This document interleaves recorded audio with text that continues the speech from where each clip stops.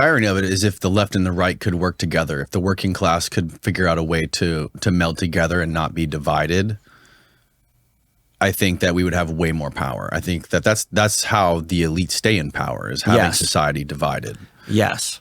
And that's how they benefit and make money with their policies and rule the world and whatever conspiracy you want to believe in.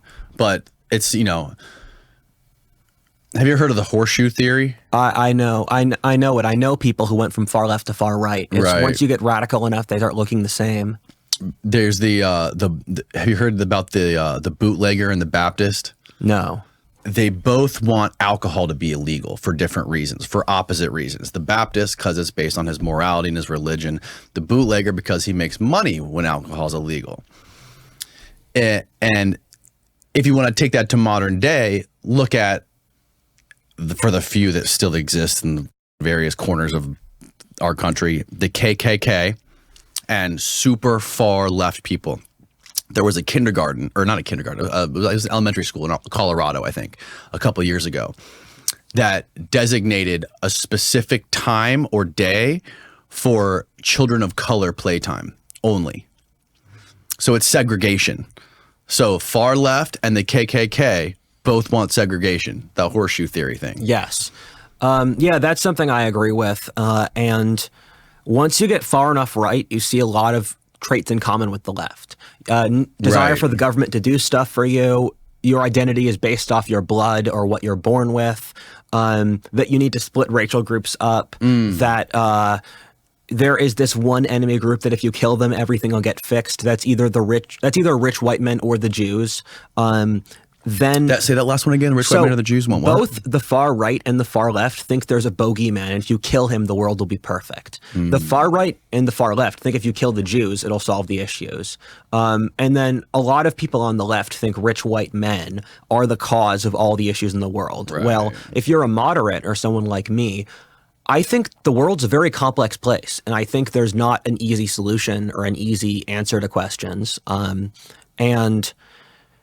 so they don't respect freedom. They're not based off a Christian value system. And so far right and the far left often have more in common with each other than they do with the moderates of their own side. And I mean, this is something where I have a different position than a lot of conservatives, but I think the last 40 years has really been the story of class warfare. I agree. I think the American upper class has done literally everything it can to push down the American lower class. And it's like feudalism, like neo-feudalism. Oh, yeah, definitely. It's horrifying. And just the World Economic Forum always shocks me because I think to myself, if you guys were doing this, you should never have said that. If you had just done this in quiet, you could have won. But the fact that you felt the need to broadcast this to everyone is just incredibly stupid. And I think they think they're so powerful that they're gloating. And from what I've seen from various ways I've looked into the American elite is that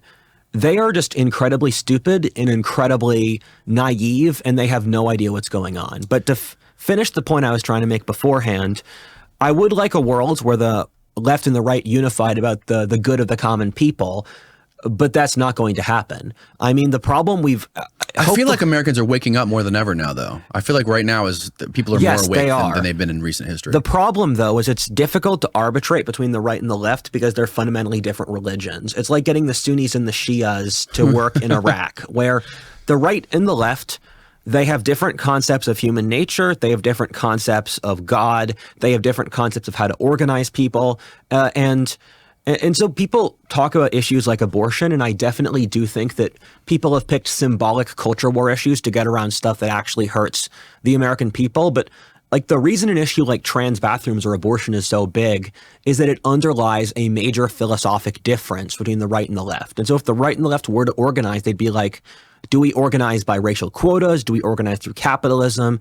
Do we organize? It's just they've become different religions. And so it's like saying, hey, why can't the Jews or Israelis work together? Right. Sorry, why can't the Jews or Arabs work together? Right. And if they were to get together, they would realize they have a lot more in common than not. So that would involve triangulating with a third ideology. So triangulating is a political strategy used by Bill Clinton, where let's say you have a bunch of coalitions. For Clinton example, black people, Southern whites, Irish. And so you think these people are divided. Let's find an idea that they share and unify them around that idea.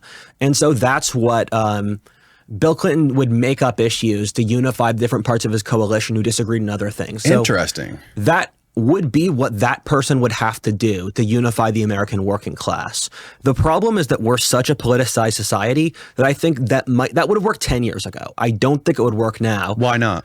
Because everything is politicized in our society. My dad partly grew up in Ireland, and in Ireland, there's stuff like a Protestant shovels with his left foot on the shovel and the Catholic shovels with his right foot in the shovel.